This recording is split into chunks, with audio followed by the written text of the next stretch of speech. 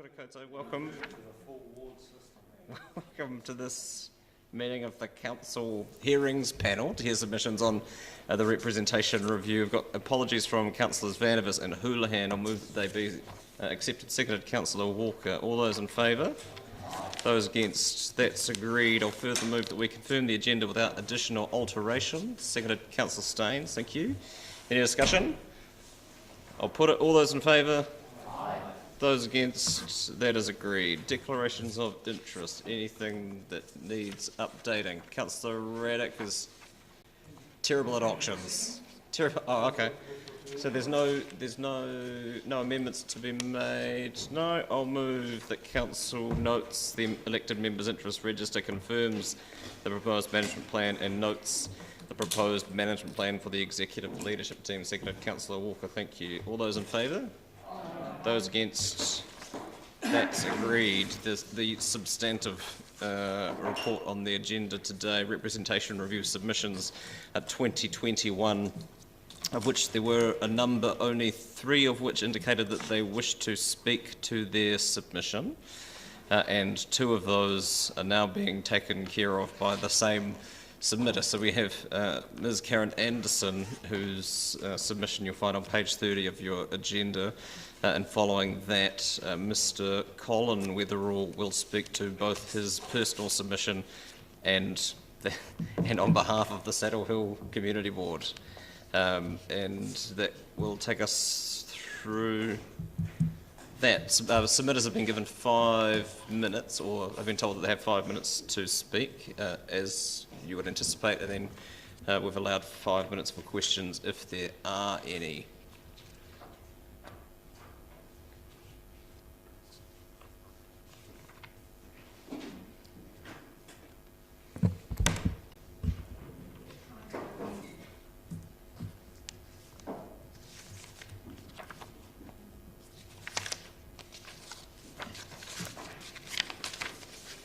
Welcome, Ms. Anderson. Can you hear me okay?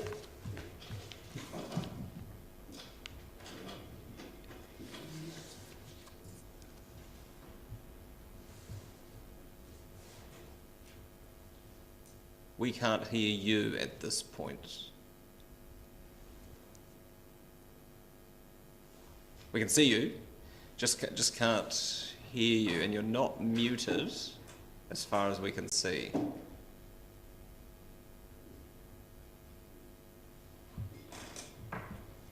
But now you are frozen.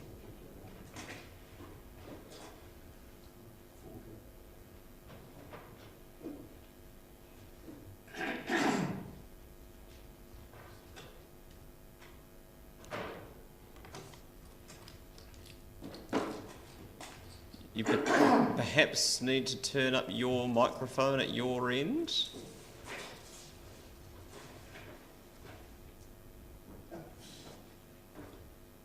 I tested sound in the waiting room, and you could hear someone, and they could hear you, I assume. That isn't the case now, unfortunately.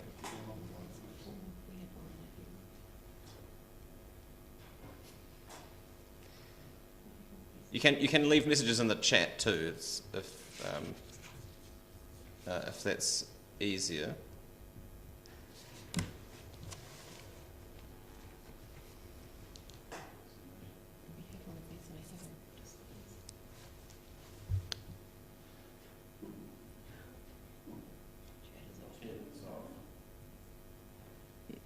It's off for you.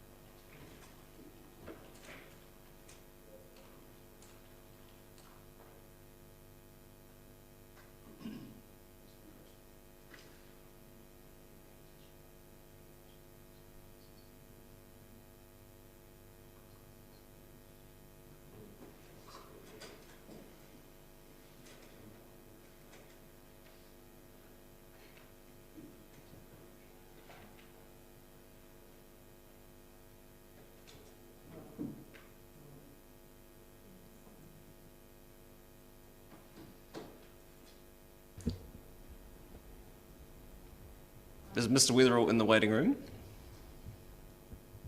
Our other option would be to, but he's not.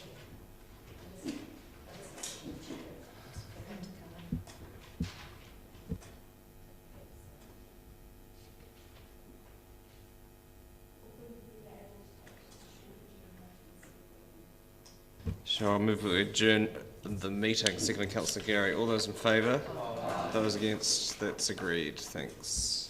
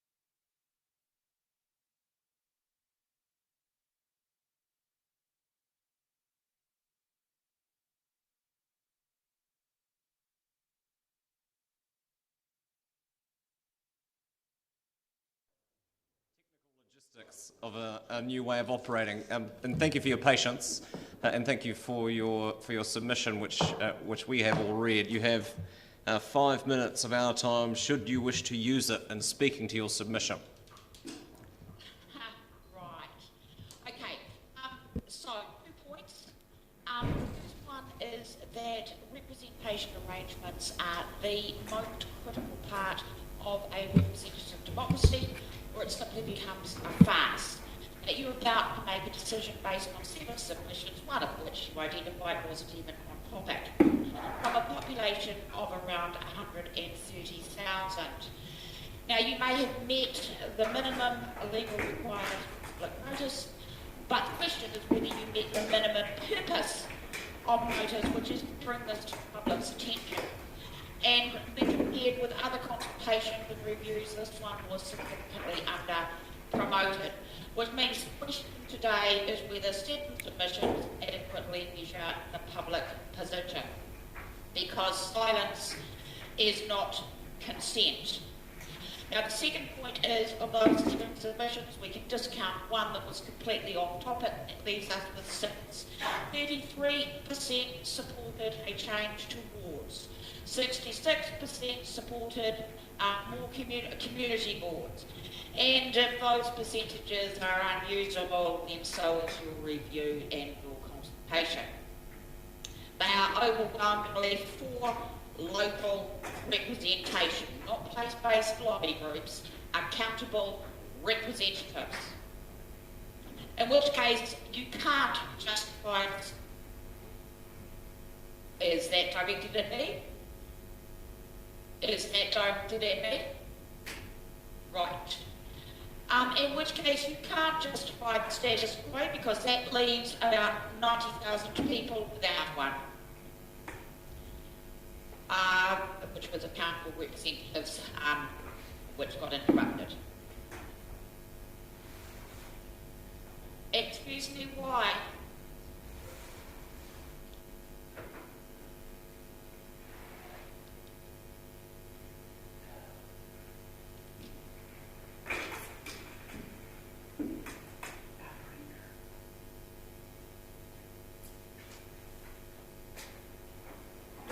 Ms. Anderson, no one in the meeting room has spoken since you've been talking, so there have been no questions directed at you.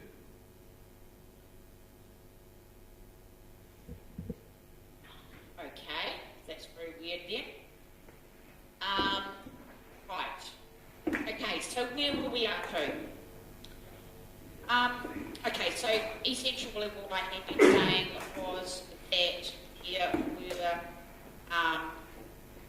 that the submissions were overwhelmingly for local representation, not place-based groups. This is a little repetition just to get us up, but accountable representatives. In which case you can't justify this, whereas we've got broken off the stats because that leaves about 90,000 people without any. Now, I'm, like most people, no advocate for additional layers of governance. What I am about to show you illustrates the delivery after removing wards into community boards. It's local government that has become disconnected from local. Now, before you say or think in your minds that I could complain, yes, I can. But what we're doing here is illustrating how the current system is delivering for locals. Now, Dunedin moved out of level lockdown to alert level 2 6 weeks ago. What I am hoping to be able to do is to share the screen with you. If that works, have we got that technology? Are you looking at a reserve, sir? Not yet, no. Yes. Fantastic. Now that's a reserve on which almost $100,000 of public money has been spent because some unknown person decided to make it better. They didn't ask the existing users who were excluded or just in place. And while your priorities are concrete and installing a garish plastic slide 6 weeks after we went back to lockdown direction to level 2, we still have not got the fountain back on. Now, the reserves around the city have been wallpapered with new signboards to display enormous queue codes. Really good work. 6 weeks later, we still don't have one on a dog park gate. That is one of only 6 that you say each provide for the owners of over 2,000 dogs every day. Yes, I could ring local government and complain. But this is about how the current arrangement is working. And we've got management of local reserves based on ideological decisions to replace green with monuments to concrete and plastic and places to users. We've got no contact tracing for locals despite our national safety depending on it. Complaining to local government because local government is not performing local government is asinine. The loss of local is confirmed in the interim report local government that was released yesterday. Local government requires local. That's boards, that's community boards. You got 1 minute, Karen. As much as I'm sure none of us likes additional layers of government, but you can't claim, and this is my closing sentence, you can't claim local support for the status quo based on certain submissions, including one that is completely off topic. Thank you. For the avoidance of doubt, which of the submissions do you contend is completely off topic? The same one that your staff correction that your report identifies as off topic. I believe that there was one... Thank you. Are you happy to take questions? There was one, yes I am, but there was one... Are there any questions, about councillors? George Street.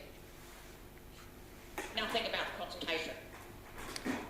And there appear to be no questions of the submitter either. It's very clear.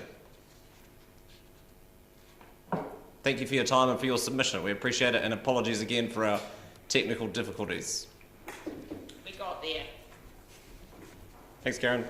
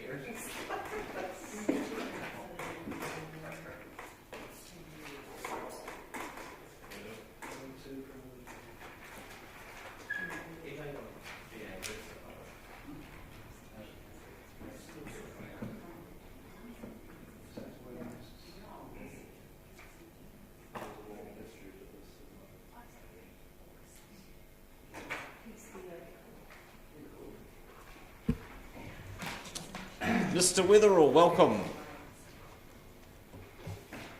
Your Worship, Councillors, I seem to be having a few technical difficulties, but I'll do my best to We are. at the other end. And you are speaking on behalf of yourself and taking on the sage responsibility of speaking on behalf of the Saddle Hill Community Board while we have you.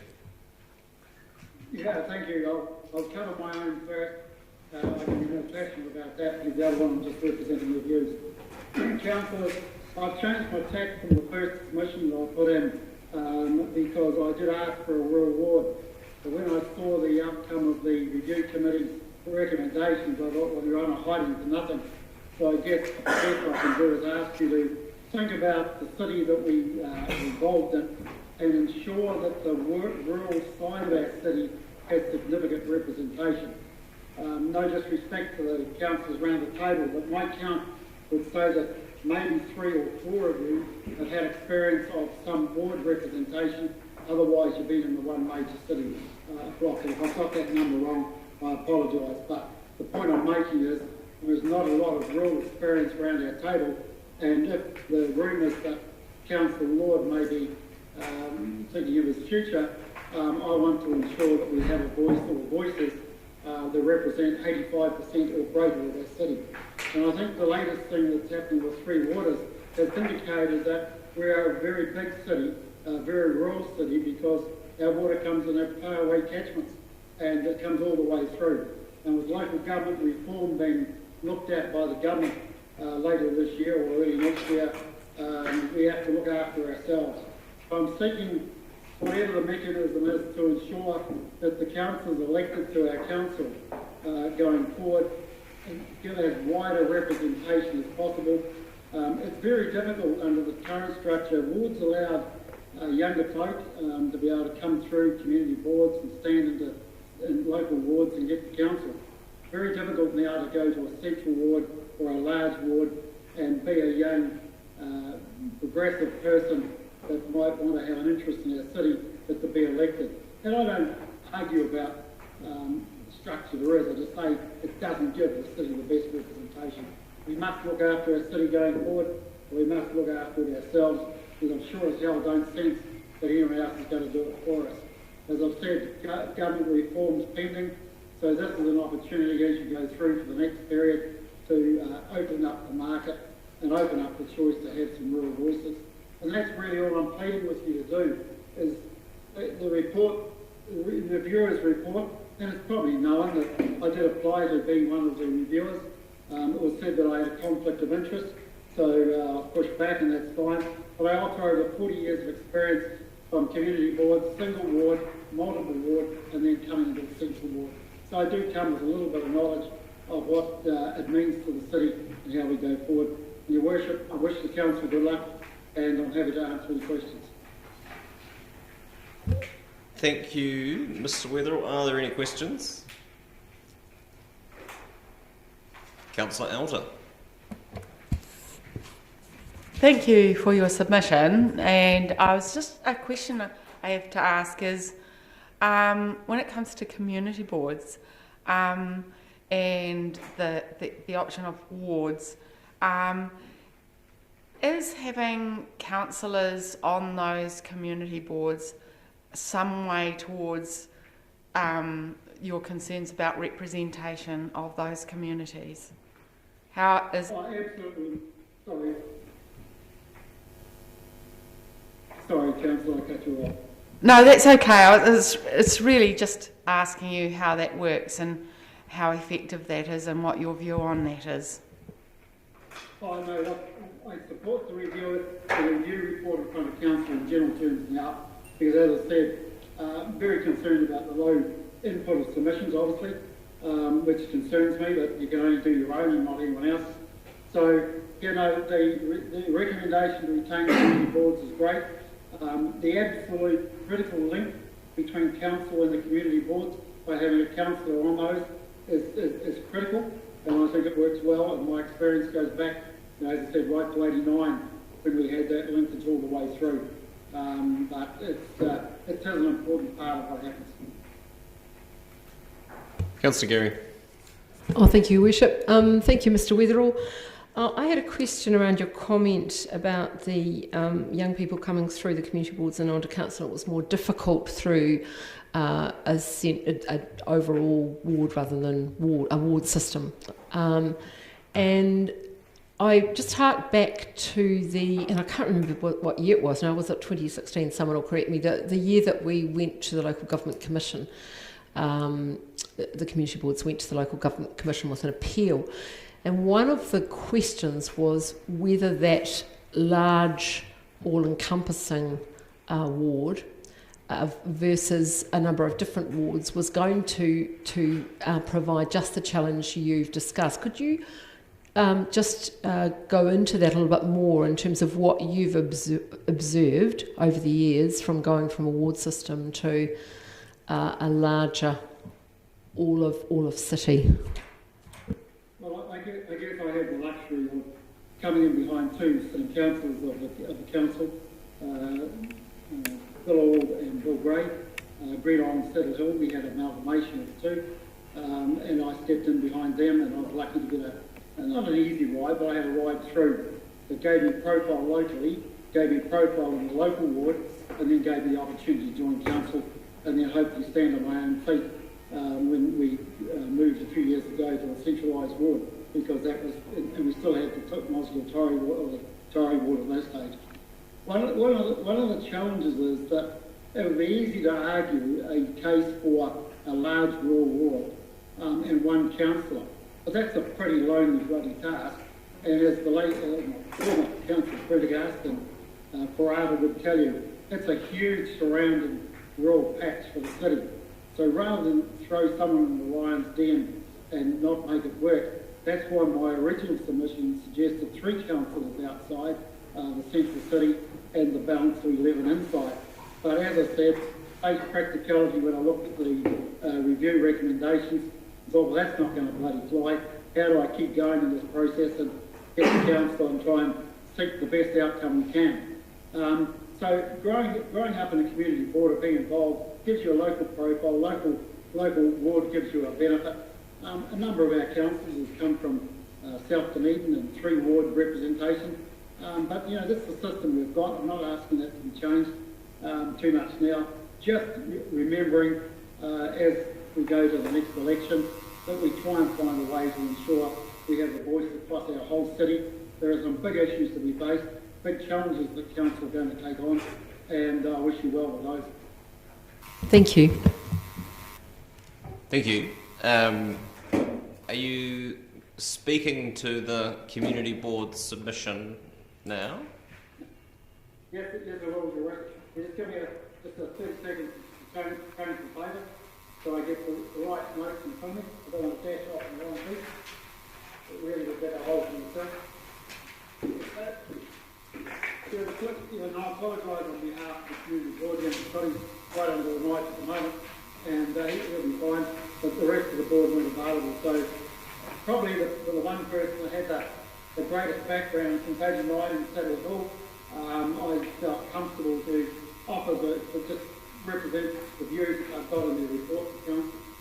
The board is sensitive to the review. What they're asking for is the opportunity to extend their arms around what used to be part of the Saddle Hill Community Board, because it did take an advocate. But in the changes that the board's made, where there was a population balance argued for, people were moved in and out of the central city and moved away into other wards.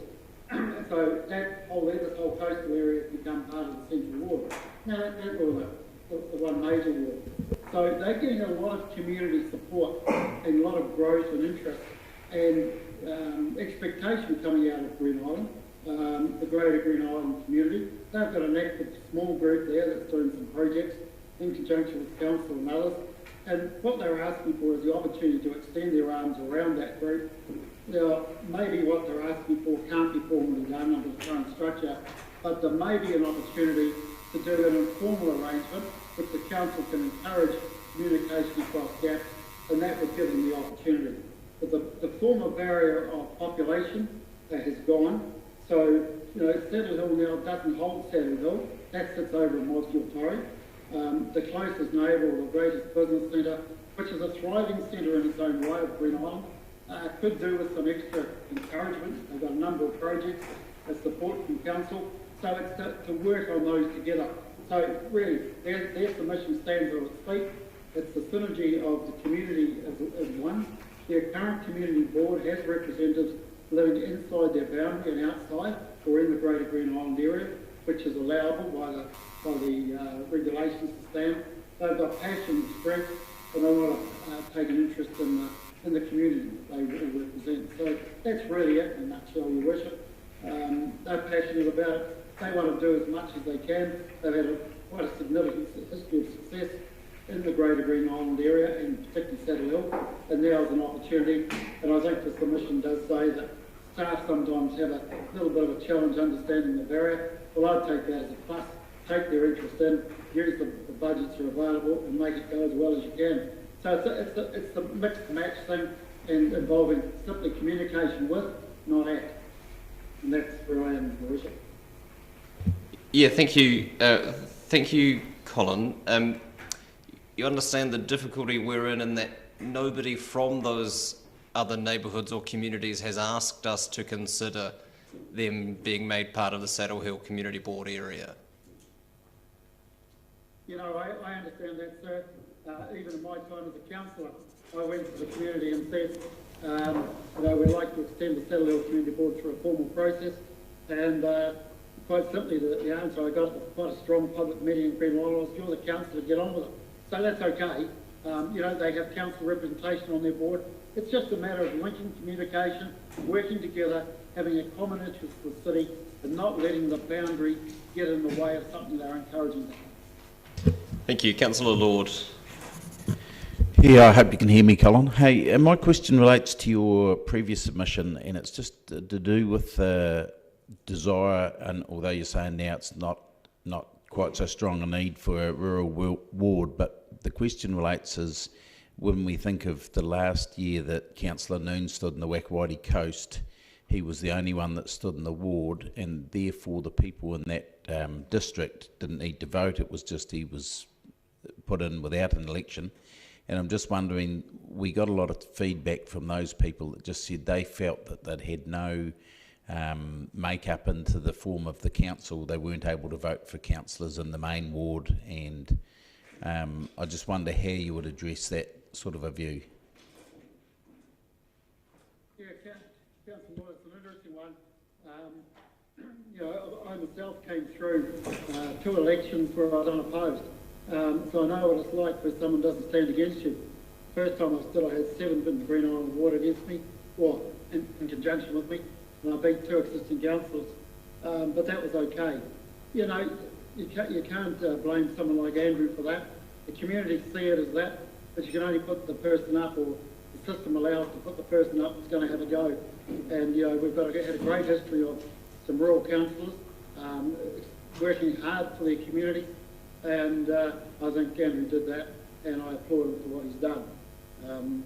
But you know, it's a difficult one.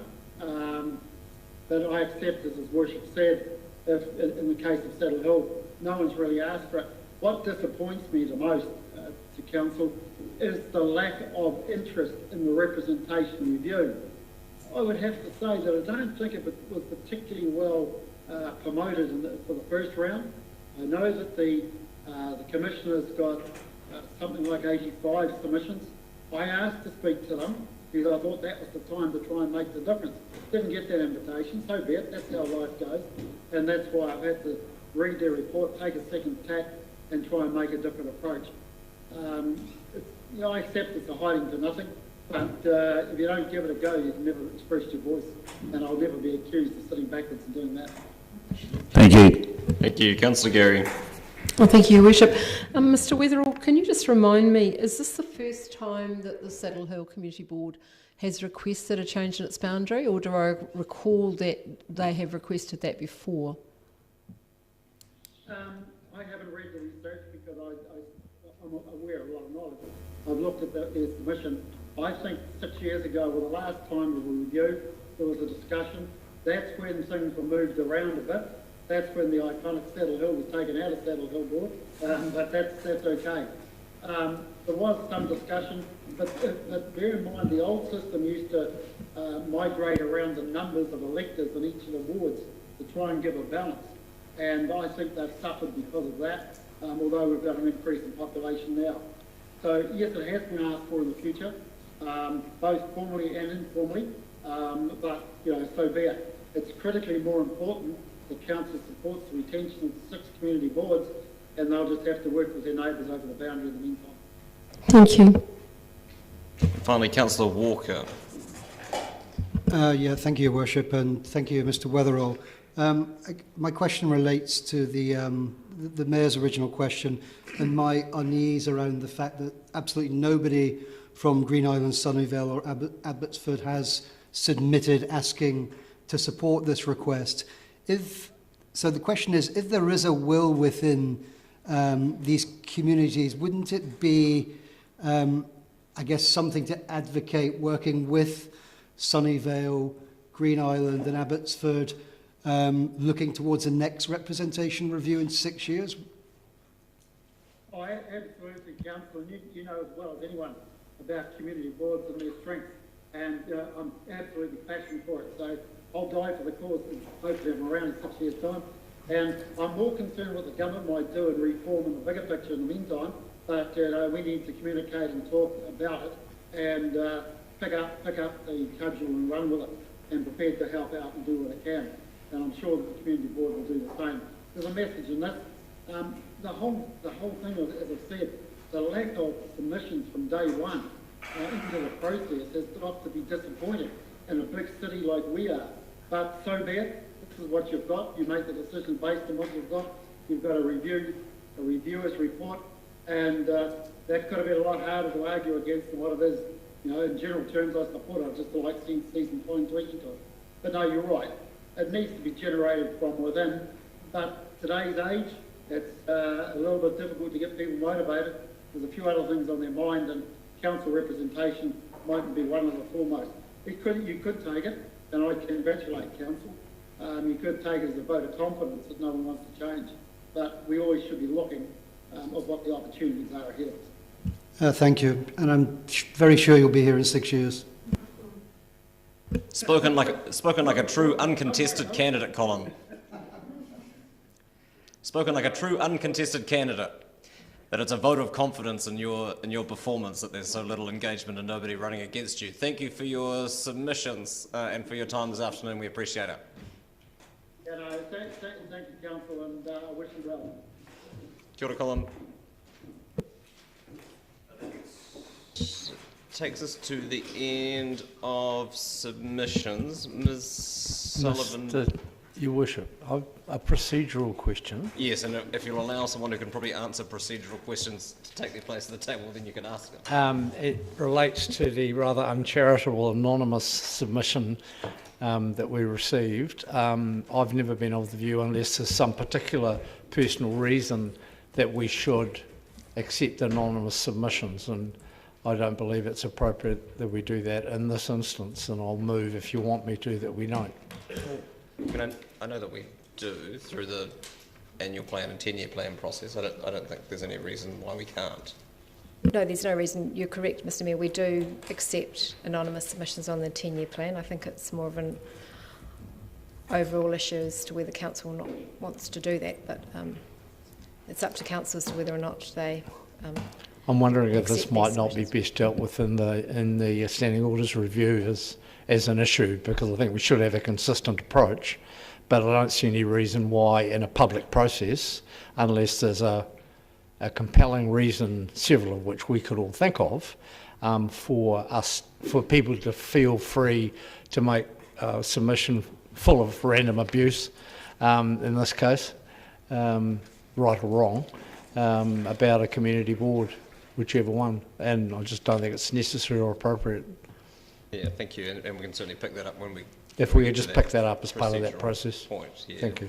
I don't think there's much we can do at this point, given that you need to be clear about that process in advance of people making submissions to be able to fall back on that at this point. Shall I just speak to the report?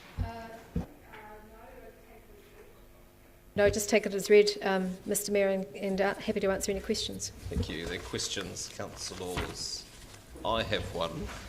Do we need to, as we do through the RMA process, need to individually accept or reject the submissions, or are we free to tacitly do that by endorsing the proposal as it stands or not? Tacitly is fine. You do need to, though, in the public notice, and there will be in the report that is presented to council in October, we do need to give reasons as to why they've been accepted or rejected.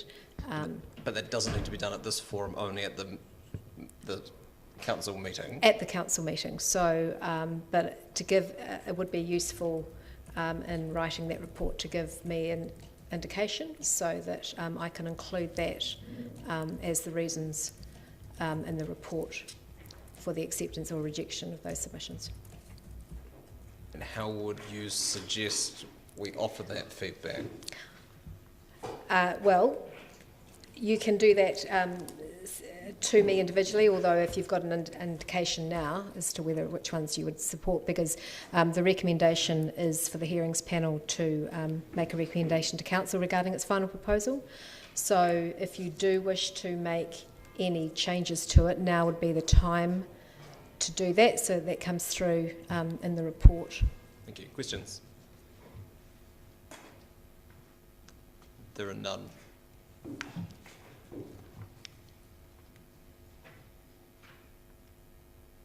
Okay.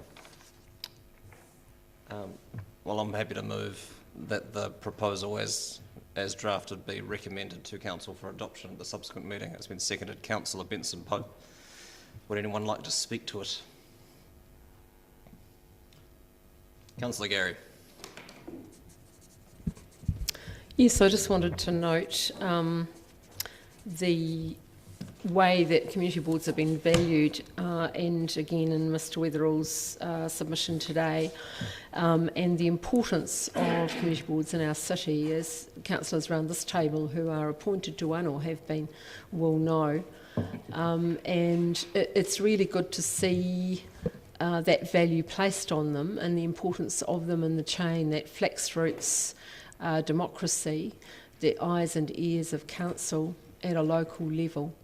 And in the submission we heard first, it was good to hear the submitter valuing the importance of local and local government, because that is the theme that has come through the reform already.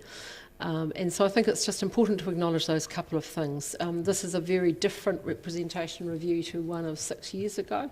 Extremely different, and I was just commenting earlier that it's just as well we didn't have to deal with a number of submissions in the way that we've had to today through this mechanism, because it would have been very difficult. It's disappointing to see we haven't had more people wanting to speak, but I do think that reflects where we're up to at the moment. We're not suggesting large changes. I did recall that there was a suggestion of including Green Island in the Saddle Hill Community Board previously. I don't recall the detail, but I think the point has been well made that it would be unwise to be looking to tamper with that when we haven't had representation from that particular community.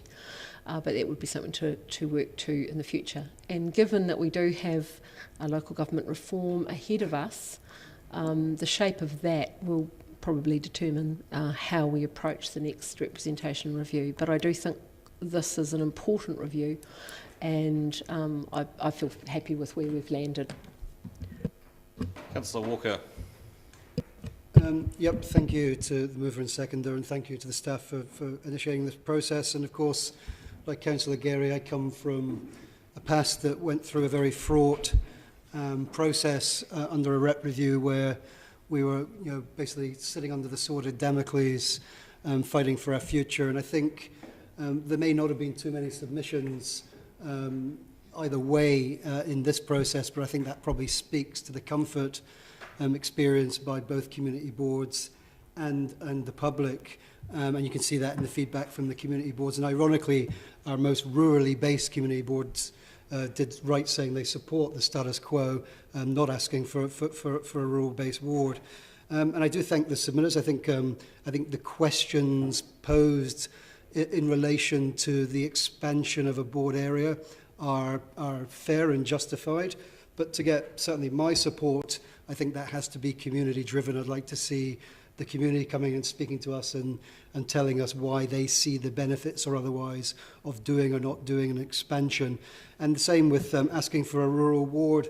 Again, if people were coming to the submission process en masse asking for that, I think I'd be posing more questions, because I think it would be as justified for the students to turn up and say, why don't we have a student ward, or the Pacifica community to ask for a Pacifica ward, or the health and education. Nobody around this table is a health or education professional. They don't have their own ward. Sorry, Councillor O'Malley, forgive me. I thought you were a chocolate man. So I think that they're fair questions, but to pique my interest and get my support, I want to see that led from the advocacy led by the community and or the people representing that cause. So I'm more than happy to support what's in front of us, and I can certainly say from past experience, I'm glad that the boards aren't going through what we had to go through previously. Thank you. Any aggrieved health professionals or educators, past or present, wish to speak? Councillor Elder. I too can support this, and I can still remember submitting on community boards and that discussion and saying I really support community boards, because I think when it comes to representation review, it's about communities having a voice. And I'm pleased to see that when we talk about Saddle Hill and Green Island, that actually Green Island has a place-based group that is starting to have a voice and an input. and I look at South Dunedin, which was a real concern of mine, and that place-based group again is starting to fulfil those roles, and North East Valley, we've got Brockville and other place-based groups that are covering areas that may have been gaps, in my opinion, and I think that that support for the work that's being done in place-based is a really important part of representation in the community. So not only are community boards really important, I think that next step in place-based has certainly filled some gaps for me and enabled a different kind of representation from the community, which is a really good and powerful thing. So, further speakers? In speaking in reply, my reasons for supporting the proposal as it's written are far more prosaic than those that have been expressed. It's mainly in that we put a proposal out to the community, and this was the opportunity for people to convince us otherwise. And there's nothing that's come through strongly enough or substantively enough through the submissions process to justify changing the course. I mean, there's been requests for more community boards or different boundaries for community boards, but as has been mentioned in both of those cases, not from the communities that are purported to be served by that, and that's a difficult position for us to be in terms of decision making. The other question is one around the adequacy of our representation arrangements in ensuring that a rural perspective is included in our decision making.